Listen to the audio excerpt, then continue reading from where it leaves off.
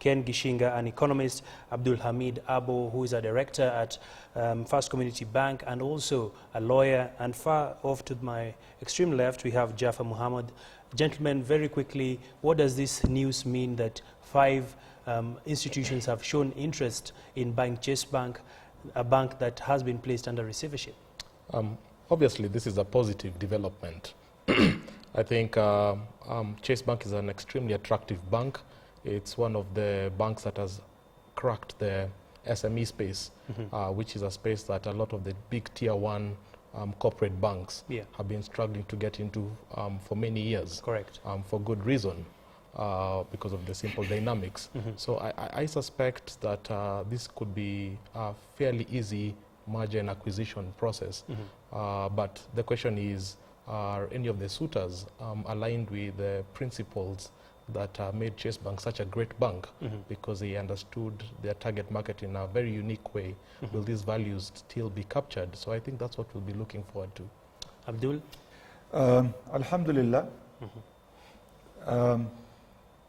God be praised. This is very positive. It's a very good sign. And it shows that the Kenyan structure, it's not systemic, endemic. And the structures are very strong. The economy is very strong. It is resilient. The mere fact that you can have suitors coming in so quickly, obviously they've done the due diligence even in the first instance.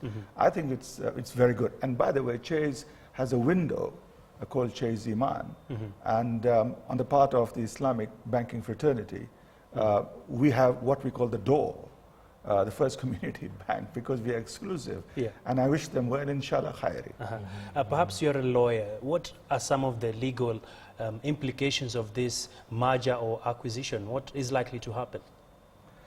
I'm not an acquisition expert. Okay. So to that extent, I would want to stay away from the ifs and buts. It's fine. Let me stay where I am at the moment. Jafar, we're seeing 5 suitors, both local and international, having interest. How soon do you expect Chase Bank to be reopened, if this is to I hope be concluded? As soon as tomorrow, because to me on my side is an indication of faith in the whole banking industry. All right. And irrespective of which side of divide you are, it is important that we get things done fast and quick. Okay. But more importantly, the way the directors mentioned, is that we are looking at areas of convergence. Chase Iman has a window, which is an Islamic window. We're operating a fully fledged Sharia compliant bank. And it's an addition on our side that at least we have we are growing together. So if the window is going to be operational, the bank is going to be operational, it's an addition to the market diversification process.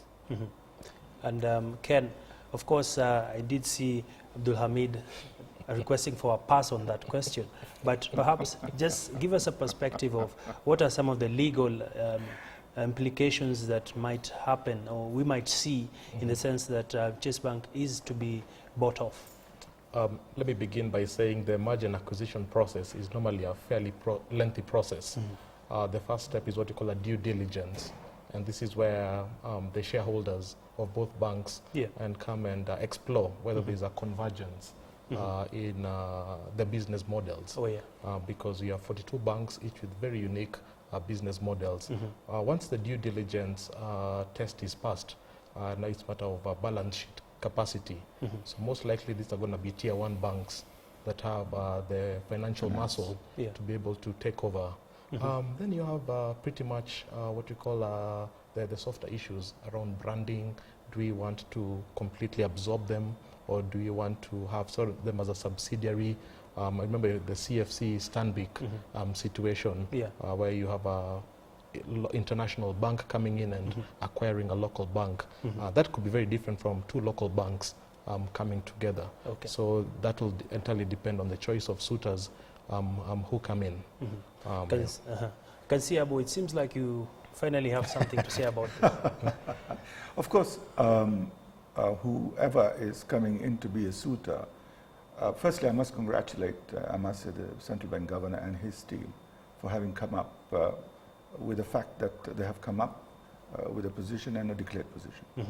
At the same time, the fact that there are suitors, and the suitors could be local, the suitors could be foreign, and they obviously must have done an immediate due diligence to thereafter be able to do the proceeds, to be able to put an offer on the table. And I fully agree that this is the resilience of the economy that we are in, and the resilience of Kenyans. And like I said, inshallah khair, all will be well. As we wrap up, Jafar. But one thing which is very important is that the niche under which Chase Bank used to operate under, you have these tier 1 banks and you have these smaller banks. Definitely, I think the regulator is very cognizant that we need to have a market which is respecting the need of every segment. Yeah. We don't want to see smaller banks being pushed outside the market because you have bigger banks with big muscles, consolidation and something like that. If anything of that kind, definitely it must be market driven than being pushed by the regulator himself, so that you give people an equal balance and space to grow. And Ken, you mentioned that the merger and acquisition is a fairly lengthy process, which doesn't sound good for the customer who wants their money tomorrow. I don't know, how soon is soon? I mean, if you talk to a typical investment banker, they'll tell you it would easily take 9 months to do a proper merger and acquisition process. But given the circumstances that we are in and given the extreme situation, this is more likely going to be an expedited process. Given that farmers' money is stored there, we have LSK. Right. They used to bank with Chase Bank. Right. So this all depends on how the shareholders and how much access to capital the shareholders can pump in, because at the end of the day, this is what the governor said. Same thing for Imperial Bank. It's all about how much shareholders can pump into the process. If I might add in, Ken, the mere fact that the central bank governor has gone on the media to confirm the position, yes, there are processes, but I'm sure, I'm very sure that the central bank governor knows exactly what he's doing. He has made it very clear that he knows the need of the common man. He knows the need of the economy. And I'm sure the mechanisms would be expedited now that the declaration has already been made that there is an interest in the first instance. I think it's good. Okay. And gentlemen, as we wrap up, of course, the big fear now in the minds of many Kenyans is which bank is next? And I mean, it also baffles me as well, and I don't have the answers. Should we expect any more banks being placed under receivership yet? I think the central bank was very clear that there is a facility available for any bank under distress. That said, they were not very clear as to how much, and even the Kenyan Bankers Association came in to say that it was not very clear how the implementation.